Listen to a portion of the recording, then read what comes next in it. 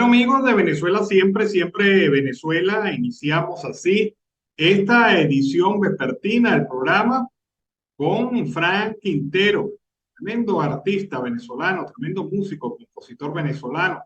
Nos permite iniciar esta edición que, como siempre, lleva información, comentarios, noticias, música, entrevistas, todo lo que tiene que ver con Venezuela y su migración a lo largo y ancho del mundo.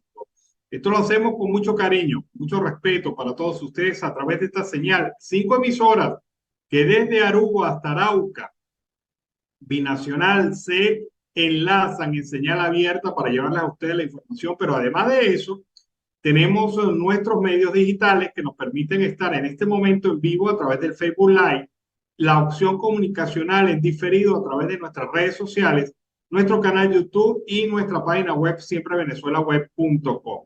Como siempre es un trabajo en equipo, en donde está Vanessa Chacón en la producción, Camilo García en redes sociales, apoyo técnico, nuestro equipo de operadores, también nuestros colaboradores en Colombia, Venezuela y otras partes del mundo, todos bajo la coordinación de su servidor, Alan Peralta.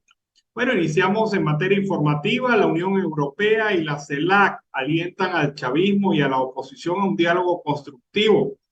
Exhortaron en el comunicado final al gobierno y la plataforma opositora a reanudar el diálogo y la negociación como parte del proceso de Ciudad de México para acordar, entre otros puntos de la agenda, las condiciones de las próximas elecciones. La reunión, dijo Josep Borrell, el representante diplomático de la Unión Europea, fue una buena iniciativa y un intento de aproximar posiciones entre el gobierno y la oposición para ver de qué manera se podrían hacer unas elecciones presidenciales que fueran inclusivas, democráticas, aceptables para la comunidad internacional y para los venezolanos. Alentamos el diálogo constructivo, fue la palabra que más se repitió durante el día de hoy. En este informe final de la Unión Europea y la Comunidad de Estados Latinoamericanos y del Caribe que se reunieron en Bélgica, allí para evaluar los avances. Eh, los 27 países de la Unión Europea suscribieron el acuerdo. Todos los de la CELAC suscribieron el acuerdo, menos Nicaragua, que se desmarcó por las conclusiones finales de la cumbre que se celebró lunes y martes en Bruselas. Fue por un solo párrafo, y era el párrafo en donde se condenaba a Rusia por la invasión a Ucrania. Y como ustedes verán, Venezuela y Cuba firmaron el acuerdo. ¿Qué quiere decir? Que Venezuela y Cuba suscribieron la crítica contra Rusia. La única que no lo hizo fue Nicaragua, expresando una profunda preocupación sobre la guerra en Ucrania. Pese a la nota disonante de la cumbre, el relanzamiento de las relaciones entre la Unión Europea y el CELAC representa una oportunidad para trabajar juntos en la resolución de la situación venezolana. Destacaron en el comunicado conjunto los representantes de Colombia, Brasil, Francia y Argentina, y además del alto representante de la Unión Europea para Asuntos Exteriores, el señor Josep Borrell. También alentaron al gobierno venezolano y a la plataforma unitaria a reanudar sus diálogos en México. Piden el levantamiento de sanciones de todo tipo. Esto lo solicitaron los presidentes de Colombia y de Brasil. Y Argentina también se sumó a esa solicitud.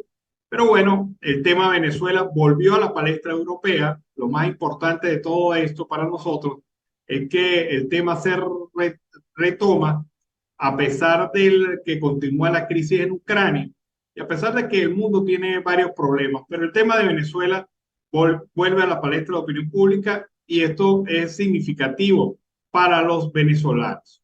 En relación a ese tema, eurodiputados y líderes de derecha del Parlamento Europeo, además de líderes opositores cubanos, pidieron a los mandatarios de la Unión Europea, del CELAC, que se reunieron en Bruselas, una condena a la dictadura latinoamericana y cometen la presión sobre el régimen de Cuba. La activista cubana por los derechos humanos y la democracia, Rosa María Payá, insistió en una rueda de prensa que los jefes de Estado y de gobierno de la Unión Europea deben impulsar y apoyar las resoluciones apoyadas y adoptadas por la Eurocámara que condenan la represión de derechos humanos en Cuba para velar por los mejores intereses del pueblo cubano. También hablaron, obviamente, sobre el tema de Venezuela. Señalaron que si Cuba es la puerta de entrada a Rusia y China en América Latina, y Cuba es un aliado de Vladimir Putin en la guerra de agresión en Ucrania, esto se extiende hasta Venezuela. Se reconoció la necesidad de que si la cumbre no condenó a los regímenes dictatoriales de Cuba, Nicaragua y Venezuela, se va a considerar una cumbre fracasada, dijo el eurodiputado del Partido Popular de España, Antonio López Istúriz. Y más o menos en esta misma tónica, en este mismo análisis, está el analista político Orlando Avendaño, quien ha criticado la atención de la cumbre de la Unión Europea y el CELAC a los gobiernos de Cuba, Nicaragua y Venezuela. Una atención que fue de ponerlos a la par, a pesar de las críticas que hace este señor Orlando Avendaño y otros miembros del Parlamento Europeo. Considera Avendaño que se les ha dado un espaldarazo a estas dictaduras. Veamos su análisis. Europa blanqueadora de tiranos. Las imágenes son repulsivas. Delcy Rodríguez, la canciller de la tiranía de Nicolás Maduro, siendo recibida con todos los elogios del mundo por Pedro Sánchez, el presidente de España, y Ursula von der Leyen, la presidenta de la Comisión Europea, a propósito de la cumbre de la Unión Europea con la CELAC. Delcy Rodríguez, la misma que representa a una tiranía que ha esparcido casas de torturas por todo el país, donde se violan mujeres inocentes y se destruye la vida de hombres inocentes. Una tiranía que lanza concejales de un piso número 13, que mata estudiantes sin discreción en las calles, que trafica cocaína, que tortura a presos políticos de una manera obscena, que le hizo lo que le hizo a la juez Afiuni, en fin, que ha cometido las peores atrocidades posibles. Una tiranía condenada por la comunidad internacional hace unos años, condenada por Europa. Una tiranía que arma grupos terroristas en la región, que ha envalentonado a un grupo terrorista como las FARC, que ha cometido los peores crímenes en Colombia, que además tiene relaciones con grupos terroristas islámicos y las peores relaciones con países como Rusia, China e Irán. Un país que se ha convertido en una especie de bastión del crimen organizado y del terrorismo internacional. Ese país es el que representa a Delcy Rodríguez. Y ahora es recibida en Europa como si nada hubiera pasado, como si todo esto pues hubiera sido un episodio aislado que, amén de la diplomacia, pues corresponde limar asperezas y olvidar que esto ocurrió. Olvidar que Delcy Rodríguez es una criminal que representa a unos criminales. Pero nosotros tenemos memoria y tenemos la responsabilidad de recordar que esto ocurrió, que esto sigue ocurriendo y que esto está siendo blanqueado por unas democracias que supuestamente desde la altivez de países del primer mundo pretenden aleccionarnos sobre qué debemos y qué no debemos hacer. Les encanta el socialismo, pero claro, cuando es a miles de kilómetros de distancia y lo ven como un experimento. No solamente recibieron a Delcy Rodríguez, sino que hoy recibieron al carnicero de Cuba, a Díaz Canel, también con elogios y abrazos, como si el tipo no encabezara la dictadura más longeva del hemisferio occidental y por supuesto que una de las más criminales del mundo.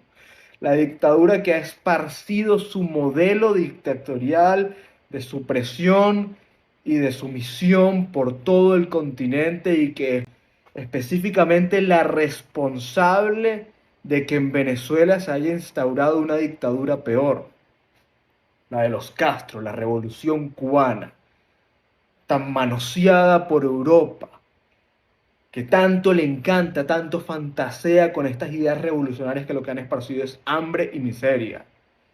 Decepcionante, terrible. Europa olvida los crímenes del comunismo en América. Y esa es la comunidad internacional con la que supuestamente cuentan los demócratas del mundo. No sirven para nada. Decepcionante, nuevamente. Europa blanquea a los criminales. Bueno, en la posición de Avendaño sobre este tema. La plataforma unitaria publicó hoy un informe a través de sus cuentas sociales sobre la necesidad de retomar las negociaciones de México con representantes del gobierno, así como las exigencias que como delegación han hecho, entre las que destacan garantías de democracia, respeto a las primarias y liberación de presos políticos. A través de su cuenta en Twitter, la plataforma unitaria informó que el coordinador de la plataforma, Gerardo Blay, asistió al encuentro de Bélgica luego de recibir una invitación por parte del presidente de Francia, Emmanuel Macron. Ha dicho, informamos al país que Blay fue invitado por Francia. Ratificamos la necesidad de retomar las negociaciones en México a favor de nuestra gente y reiteramos las exigencias que como delegación hemos mantenido en todos los espacios y la garantía de que los venezolanos puedan conquistar la democracia a través de un proceso de elecciones verdaderamente libres y competitivas, el respeto a las elecciones primarias y la urgente liberación de los presos políticos. Asimismo, ha solicitado a la plataforma unitaria necesidad de un acuerdo de garantías políticas y sociales que permitan aliviar el sufrimiento de los venezolanos. El encuentro se ha realizado y, bueno, contó con la presencia de la contraparte del gobierno venezolano, según lo ha señalado la plataforma unitaria. Bueno, con este tema iniciamos el segundo segmento del programa Venezuela Siempre, Siempre Venezuela en la tarde de hoy. Oigan ustedes esta información. Un estudio realizado por la firma Poder y Estrategia contó que sus datos finales revelan que el 54% de los hogares venezolanos sobreviven con $200 o menos al mes. 54% de los hogares venezolanos sobreviven con $200 o menos al mes.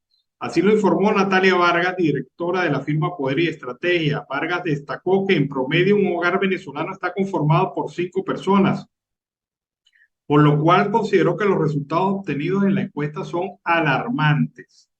Recordó que el Banco Mundial considera que todas las personas que disponen de menos de $2,5 al día viven en pobreza extrema. Añadió que apenas 7% de las casas tienen un ingreso superior a $500 mensuales.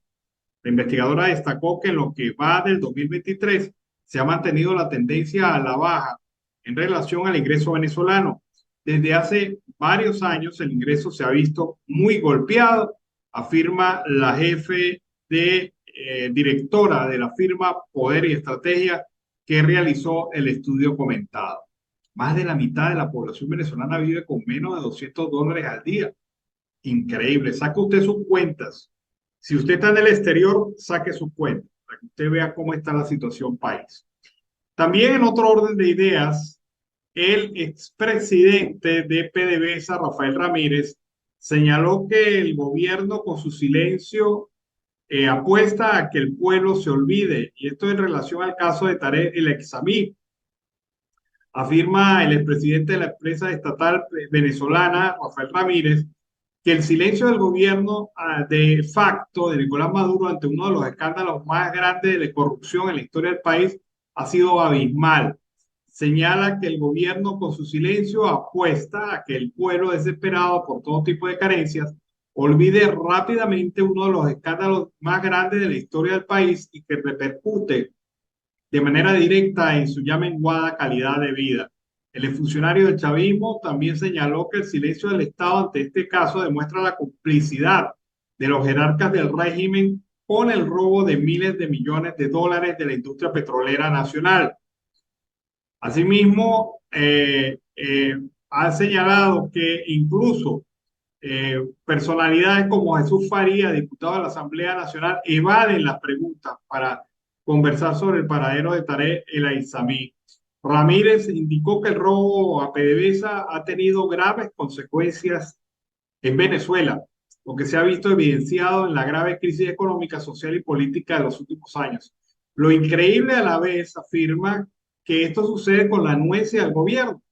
Maduro mantiene un doble discurso de indignación por la licencia norteamericana cuando lo verdaderamente repugnante es que su gobierno las acepte y las coloque por encima de la Constitución y las leyes. Ante este escenario, Ramírez destacó la urgencia de generar un cambio político. No se trata solo de que salga Maduro de la presidencia, se trata es de cambiar a todo el gobierno y el sistema ilegal de relaciones e intricados intereses que han asaltado el poder y las instituciones, llevando al país a la vida. La posición entonces de Rafael Ramírez, expresidente de Petróleos de Venezuela. Bueno, otro tema económico importante es el que se refiere a los fletes marítimos en Venezuela. Resulta que Venezuela tiene los fletes marítimos más caros de América Latina. Y bueno, esto tiene una explicación. Vamos a escuchar la explicación, la razón por la cual en Venezuela los fletes marítimos son tan caros. Venezuela, el país con los fletes marítimos más caros de toda Latinoamérica. La pregunta es, ¿por qué Venezuela tiene los fletes marítimos tan caros? Sí hay una sencilla razón. Año 2016 se hace una investigación y muchas navieras quieren dejar de prestar el servicio a Venezuela. ¿Por qué? Porque muchas de las empresas del gobierno, que dependen del gobierno, hicieron muchas importaciones y estas no regresaron los contenedores vacíos y quedaron a deber mucho dinero en demoras de contenedores. Les estoy hablando, la deuda en el 2016 era de más de $1,000 millones, que en ese momento no habían pagado y que no querían pagar. Las navieras a su vez dijeron, ok, tú no nos quieres pagar. Por consiguiente, a partir de esa fecha, las navieras incrementaron sus precios de fletes marítimos al país de Venezuela. Hoy en día, esos precios van 3 veces más que a cualquier destino de Latinoamérica, o bien le ponen un sobrecosto de casi $5,000 para cubrir ese tipo de gastos que en el pasado no los pagaron.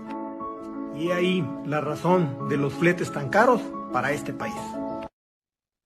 O sea, la razón por la cual al país se le cobra fletes tan altos es porque son unos ladrones, así de simple. Robaron los containers y esto tiene un precio en el mercado internacional. Esto no es valor agregado, esto no es adicional a la mercancía que se trae. Son contenedores que después deben ser retirados por las empresas navieras. Y recuerden ustedes que hace apenas 2 años, 3 años, hubo una crisis de contenedores en el mundo. Y esto se debe a que hubo baja producción de contenedores y hubo mucha pérdida de contenedores y estos fueron prácticamente colocados a un precio muy alto y esto afectó el mercado internacional marítimo. Pero vean ustedes, Venezuela tiene, las empresas importadoras en Venezuela tienen varias deudas pendientes con esto y las empresas han hecho sobrecostos en los fletes para poder recuperar los containers perdidos. Un grupo de 26 senadores demócratas instaron hoy al gobierno del presidente Joe Biden a designar de nuevo el estatus de protección temporal TPS para migrantes de Nicaragua y Venezuela en los Estados Unidos. Los senadores encabezados por el jefe de la bancada demócrata Chuck Schumer enviaron una carta a los secretarios de Estado Anthony Blinken y Seguridad Nacional Alejandro Mayorkas, en la que urgieron al gobierno, a la administración Biden, la nueva designación dada a la crisis humanitaria extraordinaria en estos países. Una redesignación del TPS para cada uno de estos países extenderían estos mismos beneficios a las personas que ya están en los Estados Unidos. Expresaron en la misiva, el TPS lo otorga el Departamento de Seguridad Nacional a los extranjeros que no pueden retornar a sus países debido a condiciones de inseguridad, conflicto armado o desastre natural. El Poder Ejecutivo de los Estados Unidos tiene la atribución de designar los países cuyos ciudadanos pueden obtener esta protección temporal. Venezuela fue designada al TPS en marzo del 2021 y el secretario de Seguridad Nacional debe tomar la decisión antes del 3 de marzo del 2024, cuando expira la designación actual. O sea, los TPS venezolanos expiran el 3 de marzo del próximo año. Desde ya, los demócratas están pidiendo una extensión a ese TPS. Por su parte, Nicaragua ha estado en la lista desde enero de 1999. El secretario Mallorca rescindió la terminación de la designación de Nicaragua y extendió el TPS por 18 meses, del 6 de enero del 2024 al 5 de julio del 2025. Actualmente hay más de 400.000 personas procedentes de 16 países amparadas por TPS. Según el Grupo por Inmigrante Immigration Forum, entre ellas hay 251.000 salvadoreños, 80.000 hondureños y 4.000 nicaragüenses. Los ciudadanos de estos países que llegan después de la fecha de la designación inicial solo pueden tener amparo si el gobierno hace una nueva designación para sus países. Bueno, esta es la situación entonces que se presenta con estos casos del TPS. Vamos a escuchar el reporte de Juan Pablo Azuaje desde el Cono Sur, en Chile, con su reporte para Siempre Venezuela. Saludos a Lance Peralta, Carlos Miura-Uzcategui y audiencia en Colombia y Latinoamérica del programa Siempre Venezuela Radio. Desde Chile, les informamos que ya se inició la fase presencial del empadronamiento biométrico y con ello, miles de migrantes ya están recibiendo el llamado para cumplir con la toma de muestra facial y huellas. Con esta fase, quedaría concluido el proceso establecido por el gobierno del presidente Gabriel Boric, por lo que resta ahora esperar cuál será la respuesta del Estado al gran número de personas que han entrado al país por vías irregulares. Se estima que más de 190.000 personas realizaron la inscripción para el empadronamiento biométrico, y aunque con algún escepticismo, buscan poder tener alguna oportunidad en el país. Es una acción de seguridad con el objeto de poder tener la identidad de aquellas personas que están en el territorio nacional. Así lo señaló Manuel Monsalve, subdirector del Interior. Sobre el proceso, señaló que ya se inició en las regiones de Arica y Parinacota, Coquimbo, Metropolitana, O'Higgins y Biobío, donde se estima se encuentra la mayor cantidad de personas que realizaron este trámite. Monsalve precisó que no se contempla dar una cédula o nada parecido, sino que el principal motivo es conocer quiénes son las personas que están en el país. Sostuvo que para Chile resulta complicado en algunos casos conocer los antecedentes penales de los ciudadanos, en especial los venezolanos. Por ello, el subsecretario del Interior aseguró que es de suma importancia el restablecimiento de las relaciones diplomáticas entre ambos países. Una de las principales acciones que le hemos solicitado al embajador es poder coordinar una reunión que pudiera sostenerse entre nuestras contrapartes del Interior y de las policías con el gobierno venezolano, refirió Monsalve. Ahora, aunque las autoridades han buscado concentrarse en la migración latinoamericana y en especial énfasis en los venezolanos, colombianos, peruanos y haitianos, dentro del país comienza a hacerse ver una nueva ola migratoria y es la de ciudadanos rusos. Muchos de ellos son parejas jóvenes embarazadas que han podido salir del país y que en la mayoría de los casos buscan que sus hijos nazcan en otro país que no sea Rusia, por lo que podrían tener doble nacionalidad. Esta ola migratoria que comienza a hacerse notar en Chile ya se ha vivido en Argentina, donde las mujeres rusas llegan al país para poder pasar su embarazo y dar a luz en este país. Esta situación se acentuó luego del inicio de la guerra con Ucrania y el temor de los ciudadanos rusos de que sus hijos nazcan en un país con violencia y en el que sus padres tengan que dejarlos para ir al campo de batalla. Esta es la información que tenemos hasta el momento y no me despido sin antes invitarlos a seguir con Siempre Venezuela Radio. Será hasta una próxima oportunidad. Bueno, amigos de Venezuela, siempre Venezuela, iniciamos este segmento del programa, como siempre lo hacemos, con la presencia de Carlos Uzcategui, el Miura. Carlos, buenas tardes, ¿cómo estás? Muy bien, ¿y tú, Alan? ¿Cómo te sientes? Feliz tarde a la audiencia del programa Siempre Venezuela Radio a esta hora. Bueno, habían algunas cosas que dejamos de comentar al mediodía por razones de que este es dinámico y cada vez ingresa información diferente, pero hay temas que no se pueden dejar debajo de la mesa, Por como supuesto. el de la reunión de Delcy Rodríguez con Gerardo Blay. que se realizó ayer en Bruselas con los auspicios del presidente de Francia, el presidente de Brasil, el presidente de Colombia y el presidente de Argentina. Se sentaron, hablaron sobre reanudar el diálogo en Venezuela y bueno, el propio Josep Borrell, el canciller de la Unión Europea, ha dicho, no avanzamos mayor cosa, pero por lo menos se reunieron. O sea, Sí. es Como decir, diciendo, bueno, tiren esa burusa, pues. claro, tomemos café y hablemos sobre el mismo tema. Es que mira, hay dos puntos fundamentales sobre los cuales no se va a poder avanzar hasta que el régimen acepte hacer las cosas en serio, porque hasta ahora lo que ha hecho es mamar gallo con esto. Correcto. Lo convocaron, lo sentaron, pero hablaron generalidades, todo muy bien, todo iba muy chévere, pero hubo dos temas. Cuando hablaron del levantamiento total de las sanciones, tanto las europeas como las de Estados Unidos, hubo la contrarrespuesta. Bueno, nosotros la levantamos, sí, como no, pero siempre y cuando ustedes también vayan progresivamente abriendo espacios para elecciones libres, transparentes en el año 2024, cero inhabilitaciones y libertad de presos políticos. Hasta ahí llegó la conversa porque más allá de eso no se pudo avanzar. Pero nuevamente se le dice al gobierno que esas son las tres condiciones esenciales. ¿Usted quiere el levantamiento de sanciones? Pues mire, garanticen elecciones libres y transparentes, levanten las inhabilitaciones y le dejen libre a los presos políticos. Son las tres condiciones que se les ha colocado y el gobierno no da señales de querer ceder en ninguna.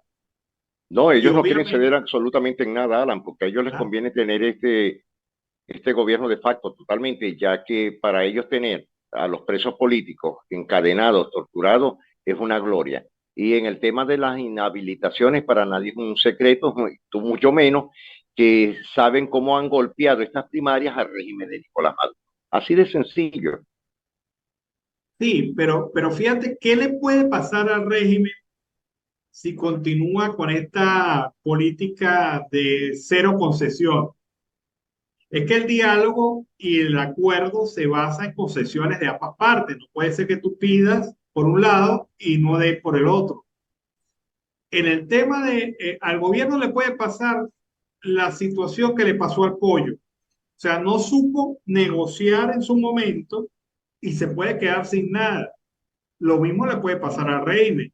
¿Qué pasa si el proceso de primaria, a pesar de todo lo que el gobierno quiere hacer, se realiza? ¿Qué pasa si el proceso de primaria determina que la candidatura de uno de los inhabilitados es la ganadora?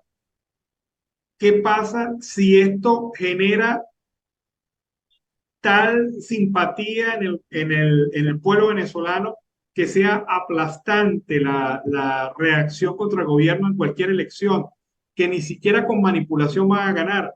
O sea, se van a quedar sin el chivo y sin el mecate. Y tienen que Esto es un entender los detonante, Alan. venezolanos.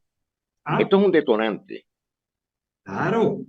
O sea, si tú tienes un gobierno que se niega a negociar sobre las bases ciertas de lo que hay, es que el gobierno sabe que eh, está perdiendo todo hoy.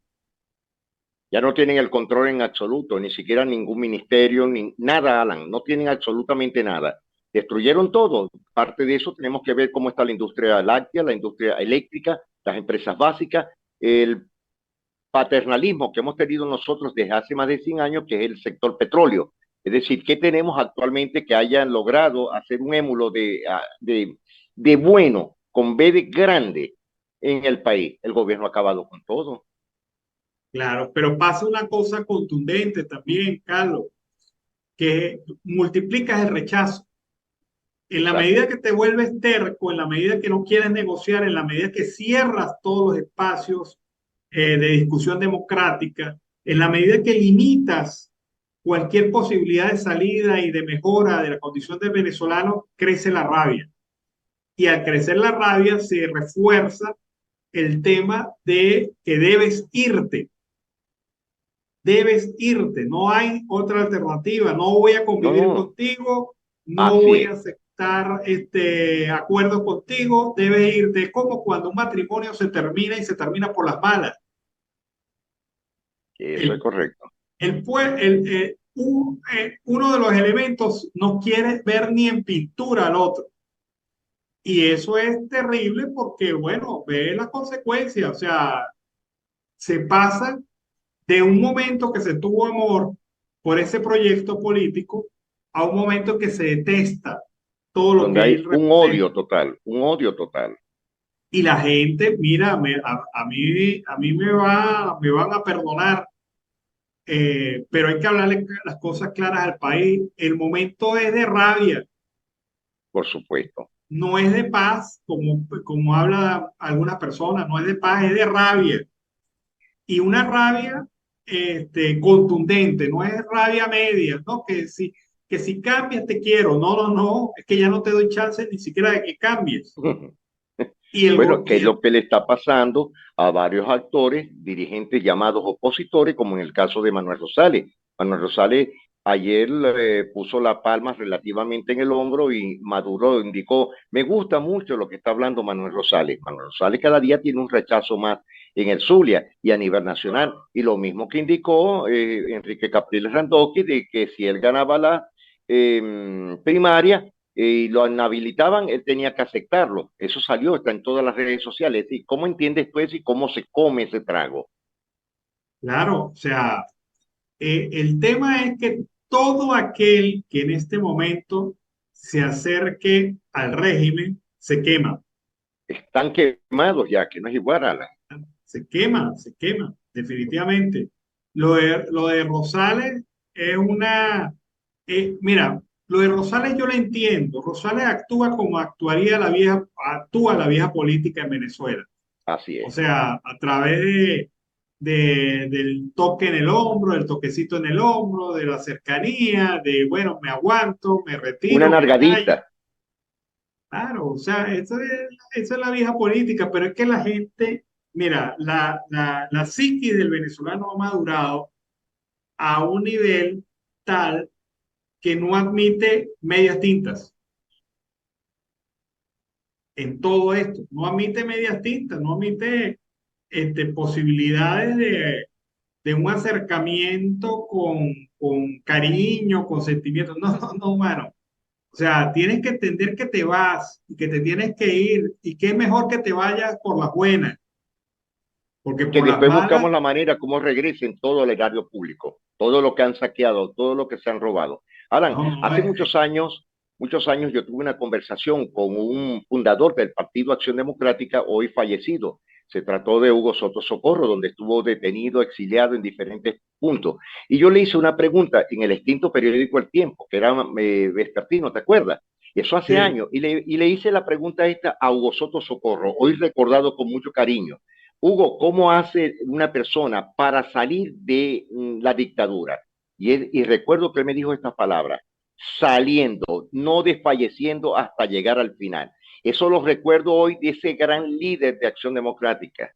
Hoy solamente una sola persona ha dicho esa palabra, hasta el final. sí, y eso de no desfallecer. El tema es que, mira, en Venezuela nos hemos paseado por prácticamente todos los escenarios posibles de salida del gobierno. Y lo Sí, que no hemos logrado entender es que el gobierno se alimenta de la indecisión, sí. se alimenta de que la gente, de que algunos elementos de la clase política piensen que con ellos se puede negociar como se negociaba en la Cuarta República. No, aquí el tema es que en Venezuela ya la gente está hastiada, ¿no? Y ese hastío es muy duro contra el objeto del hastío, que es el régimen El y todos régimen. sus secuaces, pero también es muy duro contra aquellos que se acerquen al régimen para buscarle alguna alternativa que no sea diferente a la salida. ¿Ves? Y Maduro se ha convertido en el centro del odio, de la rabia. Pero la verdad verdadera es que Maduro también ha sido un hombre manipulado por las circunstancias históricas. Sí, indiscutiblemente. Y ha Él ni sido, siquiera, él lo que tiene es una figura de la palabra presidente, pero de claro, paso tú sabes que él no manda, pero ni a Siria, porque Siria lo anarguea también. claro, aquí lo colocaron a él para eso, para que cumpliera ese rol de concentrar la rabia, de concentrar la molestia, pero debemos decirle al país la verdad, aquí hay factores que están tras tienda, que Sí, son los que realmente manejan el gobierno. por supuesto. Maduro representa una facción de los que manejan el gobierno, pero quienes realmente manejan el gobierno son militares, vueltos ahora comerciantes, una casta económica de nuevo cuño que ha querido hacerse dueño del país, el AMPA, la delincuencia, los grupos irregulares. Buena palabra dijiste, la nueva casta. Sí, sí, la nueva casta, porque aquí se aplica el término de casta, que en un país el 97% esté pelando y no es gajo, No es y gajo. solamente el 3% esté disfrutando de las riquezas reales del país. Eso es una casta. Sí, Una señor, casta, caciquismo de los bárbaros. claro. O sea, nosotros volvimos a la época de Gómez. Yo creo que más aún todavía. Bueno, pero ahí estamos. Porque la verdadera democratización, ¿cuándo sabes tú que un país está evolucionando económicamente? Cuando tiene una clase media fuerte. Fuerte. Y en Venezuela no existe clase media, eso se acabó prácticamente. O sea, de ricos a pobres pasamos sin directamente. Y el De un solo 97%, bajón. y el 97% de los venezolanos, Carlos, es pobre. Claro, O no sí. es pobre. Es la realidad, Alan. Ya nosotros desde el penthouse llegamos hasta el sótano. Es decir, que no pasamos del sótano porque no podemos. Claro, porque es duro y es, y es piso.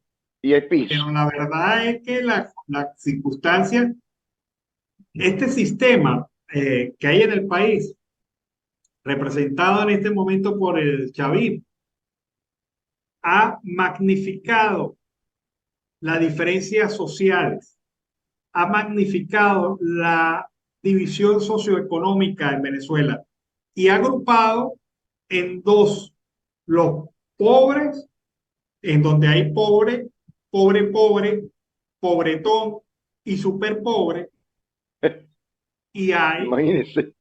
los ricos, ricos, más nada, Ricos, ricos, más nada. Y los más nada. pelabolas bien, pero después de los pobres, pobretones, como decimos.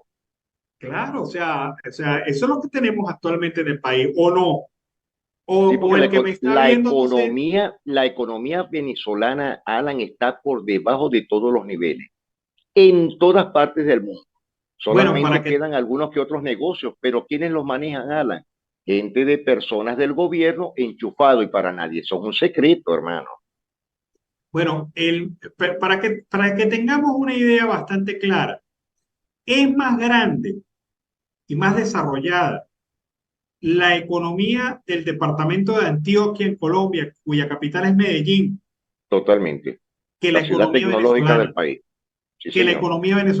es más poderosa.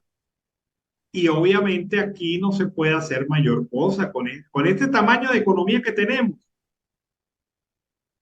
Y te estoy hablando de la economía real, la economía superficial, pero la que está por debajo, que es una pobredumbre de robo, saqueo, destrucción, que es la economía malandra, la economía Sí, del robo y de la expoliación de los recursos naturales de Venezuela.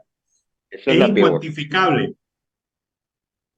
pero de esa, Totalmente. eco- claro, pero de esa economía, Carlos, solamente te pueden hablar los turcos, que son los que hacen negocio con el gobierno, blanqueo, los sirios, que hacen negocio con el gobierno en blanqueo, los rusos, que hacen blanqueo, y los chinos y algunas que otras naciones del Oriente Medio que son las que no le importa que el oro sea de sangre, que los recursos sean de sangre, porque al fin y al cabo ellos lo lavan. Así de Y no sencillo. podemos dejar de afuera a los famosos empresarios cubanos, porque tú sabes que fueron los primeros que empezaron a mover la cúpula económica en Venezuela.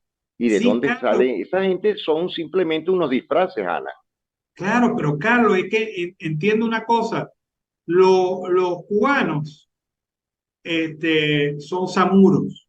Sí, toda la O vida. sea, ellos obviamente que están ganando con esto, pero no tanto como están ganando los otros países.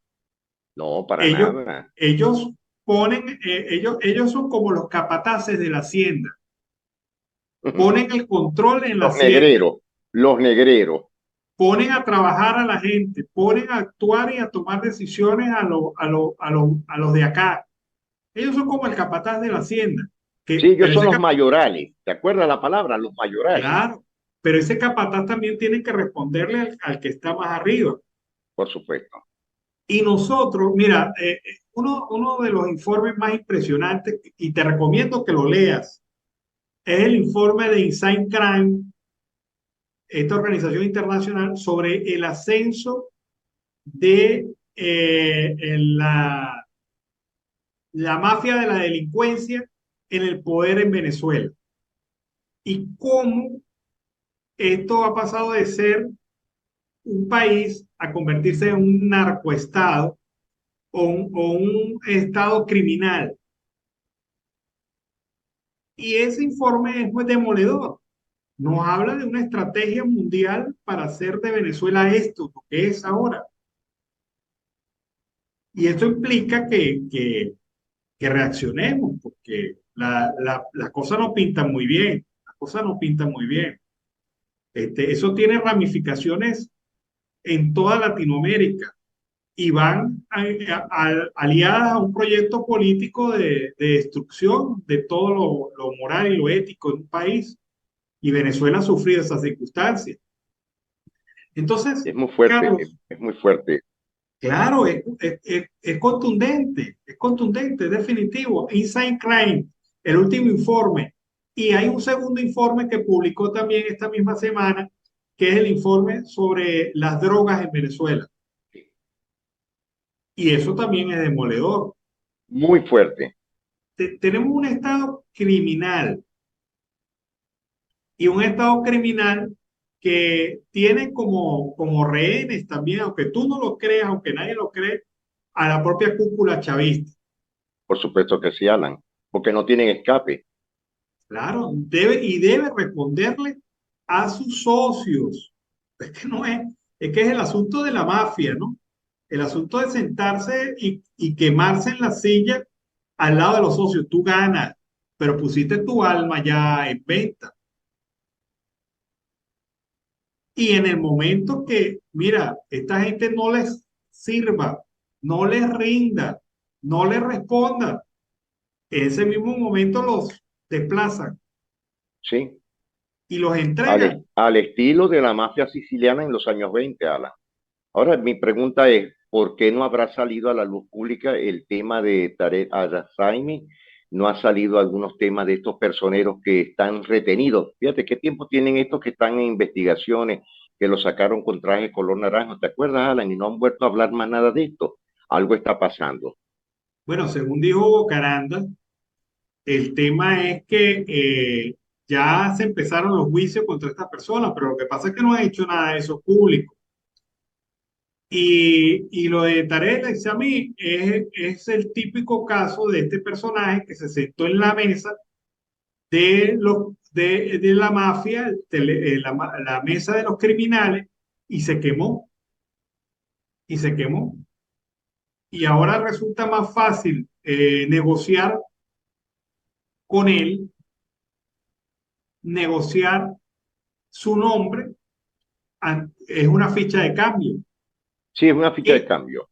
qué no daría Estados Unidos por tener a el Aizami en sus manos? Bueno, eso sería algo espectacular, saber todo lo que ha venido sucediendo, porque el hombre sabe muchas cosas, Alan. Ahora mi pregunta es, ya para culminar en este punto, Alan, no sé si te has dado cuenta, pero hasta el momento de los 14 candidatos de las primarias, no ha tocado nunca el tema sobre el saqueo que ha habido en Venezuela, sobre las expropiaciones, sobre el tema de las industrias básicas, sobre el tema de los derrames petroleros. Es decir, hasta el momento no he visto hasta el momento una sola crítica que le haga al régimen de Nicolás Maduro. ¿Por qué están tan callados, silentes? Es decir, solamente primaria, primaria. Tienen que evocar lo que está sucediendo realmente en el país. Hagan una destrucción de más del 85% de las pequeñas y medianas industrias que hoy día, en este momento y a esta hora, cada día carece más el país. Yo, yo me ubico en los pantalones de estos candidatos y sé que ser candidato en este momento es estar en la antesala de la prisión. Sí, eso también hay que verlo. Y creo que cada quien pues toma sus niveles de riesgo, ¿no? Hay candidatos que se pueden dar el lujo de tener más riesgo. Hay candidatos que no se pueden dar ese lujo. Pero en este momento en el país hay que entender a los candidatos. Es difícil ser candidato a las primarias en este momento en Venezuela. Sí, bajo amenazas, circunstancias, muchas cosas, Alan, que han venido ocurriendo a través del tiempo y sobre todo en lo que va de este año. Ojalá, como siempre lo decimos, que amanezca y veremos algo nuevo, algo con realidad, pero sí con bastante preocupación, Alan, porque sí hay preocupación en el país. Ya el país carece totalmente de todo. Hay un dolo público en la realidad. Bueno, y eso es lo que te dicen las encuestas del 85% de gente que dice que aquí debe haber un cambio. Carlos, se Sí, nos acabó el tiempo. pues sí, Alan, estaremos muy pendientes de lo que esté sucediendo a esta hora. Sabremos que mañana veremos cómo va a ser el menú en los Estados Unidos y a qué ciudad llegará el general Hugo El Pollo Carvajal. También tendremos nuevas noticias sobre lo que está sucediendo con las primarias y, por supuesto, sobre la realidad del país. Alan, una feliz tarde para ti, para la audiencia y estaremos muy pendientes de lo que pase en el transcurso de la noche. Bueno, vámonos a la pausa comercial musical del momento. De regreso seguimos aquí con más de Venezuela siempre, siempre Venezuela. Bueno, seguimos aquí en Venezuela siempre, siempre Venezuela. Notas al margen de la cumbre entre la Unión Europea y la Comunidad de Países Latinoamericanos y del Caribe. El presidente Mario Abdo Benítez, presidente de la República de Paraguay, dijo unas palabras que molestaron a Delcy Rodríguez. Él se dirigió a la sesión plenaria a los efectos de intercambiar visiones y posiciones respecto a temas de interés común y plantear alternativas de cómo atender los desafíos para enfrentar entre ambas regiones. Él hizo una mención de la democracia en Venezuela y Nicaragua y dijo, la Unión Europea y la CELAC juegan un papel clave en la defensa de la democracia. No podemos ser indiferentes a la situación por la cual atraviesan las hermanas repúblicas bolivarianas de Venezuela y de Nicaragua. Con respecto a los principios de la defensa de la democracia y el Estado de Derecho, el presidente de Paraguay, Abdo, manifestó que se siente representado con la reciente aprobación de una resolución del Parlamento Europeo que condenó la arbitraria decisión que inhabilita a María Corina Machado y a otros exponentes de la oposición venezolana a participar en las próximas elecciones. Nos sentimos plenamente representados, dijo el presidente de Paraguay, por la posición del Parlamento Europeo, que con 495 votos a favor, 43 abstenciones y 25 votos en contra, condenó la arbitraria decisión que inhabilita a María Corina Machado a participar en las próximas elecciones de Venezuela. Esto encendió a Delcy Rodríguez, la molestó muchísimo al punto de decir, no quise malgastar mi tiempo en la cumbre para responder a los mandados de Estados Unidos en la persona de Mario Abbott. Solo le recuerdo que antes de irse de la presidencia honre la deuda que tiene con Venezuela en lugar de su monólogo vacío. Bueno, respuesta de despechado, que ahí en la realidad que Abdo, el presidente de Paraguay, Mario Abdo Benítez, se ha comportado extraordinariamente en la defensa de los derechos de Venezuela durante los últimos años. ha sido la persona que le ha incomodado en todas las cumbres al régimen, porque les dice la verdad, y la verdad duele, la verdad es dura, pero es verdad. Y esto es lo que el presidente de Paraguay ha afirmado y ha ratificado en sus diferentes intervenciones. Recordemos lo que hizo en Brasil, en la cumbre de Mercosur, ahora lo que hace en la cumbre del CELAC y también en otras intervenciones. Es una persona, él termina su mandato el próximo mes, pero es una persona a la cual Venezuela, los venezolanos tenemos que agradecerle mucho su gran esfuerzo y apoyo en la lucha por la democracia del país. Pero seguimos adelante aquí en Venezuela, siempre, siempre Venezuela. La refinería Isla en Curazao estaría buscando autorización por parte de, de las autoridades norteamericanas para poder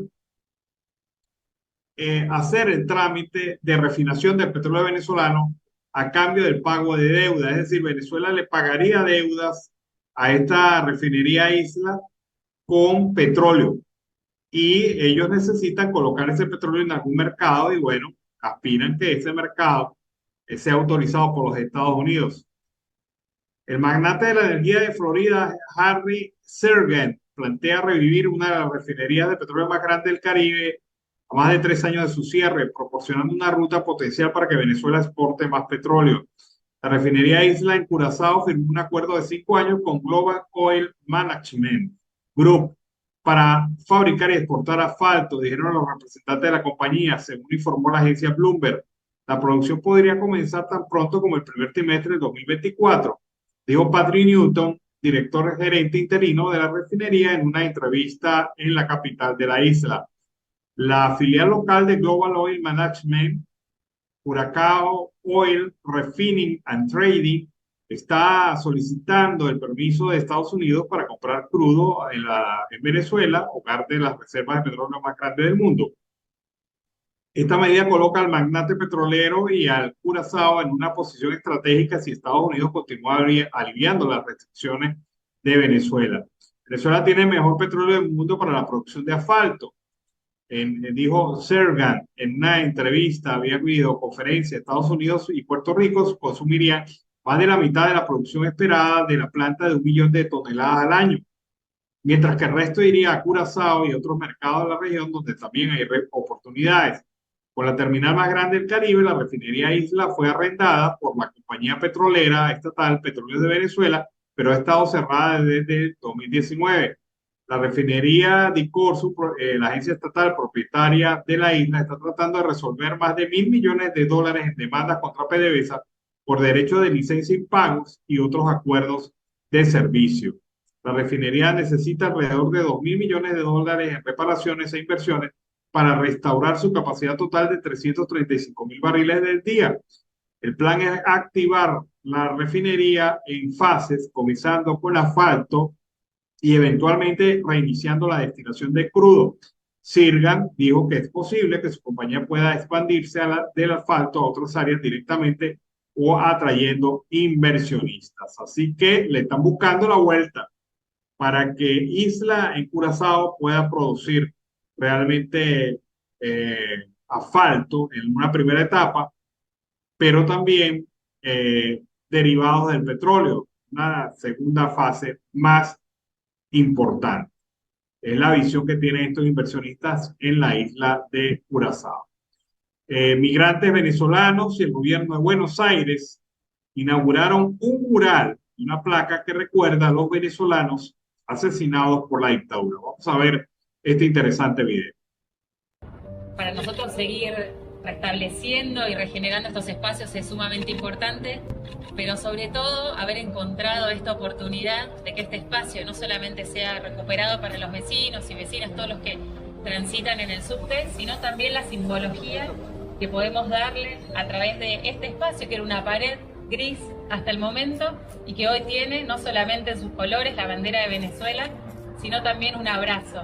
Esos nombres que hoy están ahí significa la lucha de un pueblo por su libertad, por la democracia. Son los valores que desde el gobierno de la ciudad defendemos día a día y que queremos seguir defendiendo en la Argentina. En este lugar, en este mural, que se alza frente a todos, honramos las víctimas fatales de las protestas contra la dictadura venezolana desde el año 2014.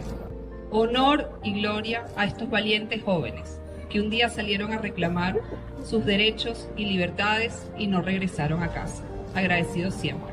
Cada uno de los nombres es una historia, no es un nombre aislado, no es solamente un listado, no es solamente un archivo, es la documentación viva de que estas personas siguen presentes. Así que vamos a seguir honrando la memoria de quienes hoy ya no nos acompañan.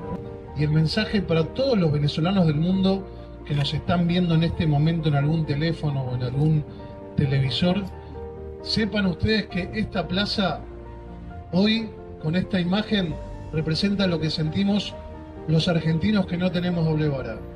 En nombre del gobierno de la Ciudad de Buenos Aires, en nombre de Horacio Rodríguez Larreta, decirles que aquí consagramos, celebramos y defendemos la verdadera libertad, y que cuando vengan acá a ver este mural, sepan que estamos representando esos valores universales que tantos callan y que nosotros lo hacemos con orgullo. Así que muchísimas gracias y que viva la libertad.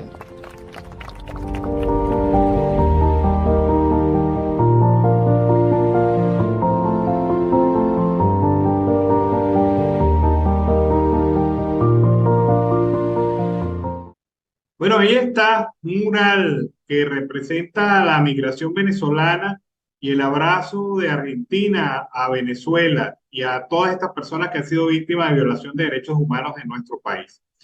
El exgobernador del estado Miranda, Enrique Capriles Radofsky, habló de nuevo sobre su inhabilitación para ejercer cargos públicos, cuando quedan tan solo 3 meses para las primarias de la oposición. Aseguró que si gana estos comicios fijados para el 22 de octubre y no le levantan la inhabilitación, cederá el puesto a otro aspirante. Hay que hacerlo, dice Capriles, absolutamente. Y esto no significa claudicar. Eso significa entender que estamos enfrentando una dictadura que impone las reglas, precisó Capriles sobre el caso en una entrevista.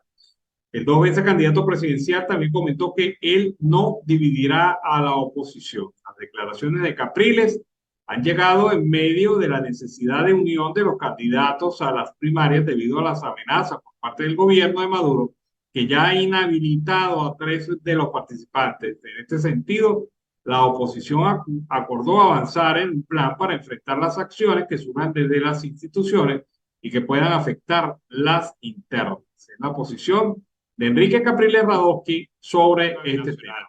Por este reporte despedimos nuestra edición de Venezuela Siempre, Siempre Venezuela, edición vespertina de la tarde de hoy. Lo hemos hecho con mucho cariño, mucho respeto para todos ustedes a través de esta señal. 5 emisoras que se han enlazado para llevarles a ustedes información desde Aruba hasta el Arauca Binacional Colombo venezolano, formando una curva, una semiluna comunicacional en señal abierta hacia Venezuela, pero también llevándole las informaciones en Twitter, en Facebook, en Instagram, a través de nuestras redes sociales, a través de nuestra plataforma web siemprevenezuelaweb.com y también nuestro canal YouTube Siempre Venezuela.